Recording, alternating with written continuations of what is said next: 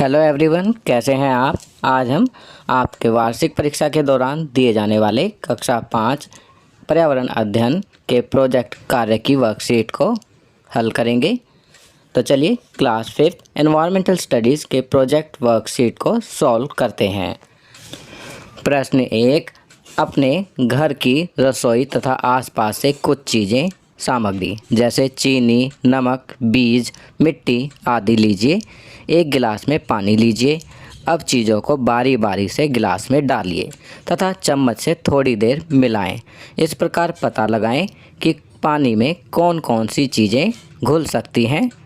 पानी में घुलने वाले पदार्थों में से दो चीज़ों के नाम बताइए या लिखिए।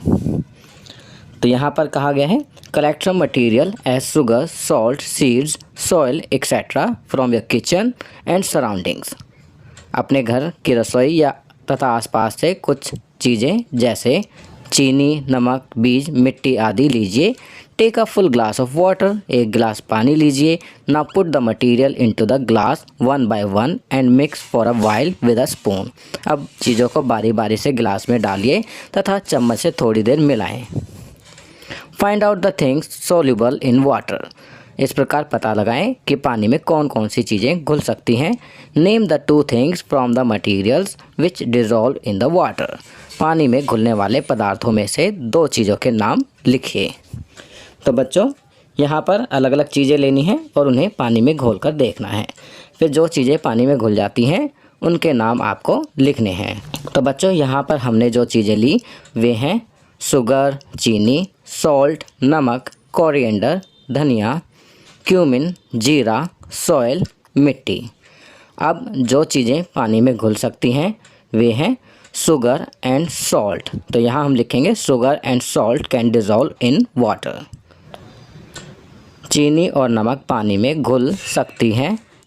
चलिए आगे बढ़ते हैं। क्वेश्चन 2, आपने अपने घर या विद्यालय के आसपास किसी पेड़ या लंबे पाइप को देखा होगा।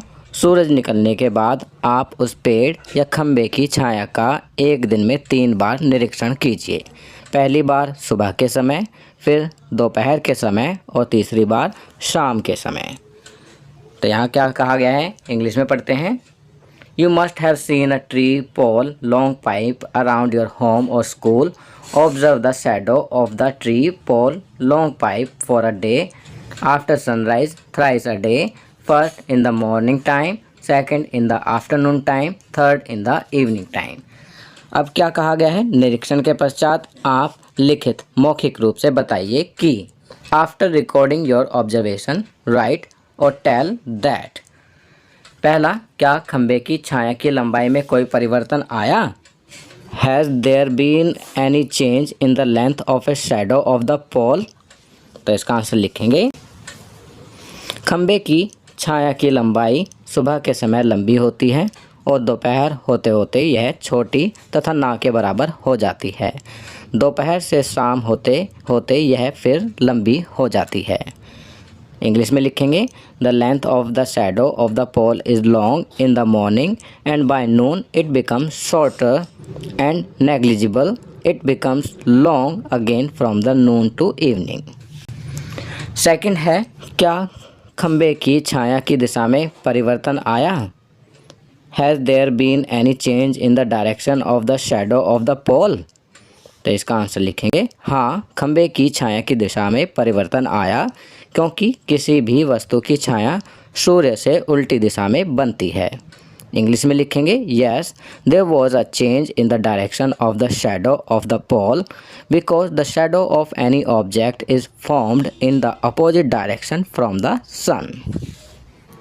तो बच्चों, ये वर्कशीट यहाँ कंप्लीट होती है। अगर ये वीडियो आपको अच्छी लगी तो इसे लाइक एंड शेयर ज़रूर करें। अन्य विषयों पर बने हमारे लेटेस्ट वीडियोज़ को देखने के लिए चैनल को सब्सक्राइब करना ना भूलें और देखते रहिए हमारा channel knowledge kingdom. Thank you.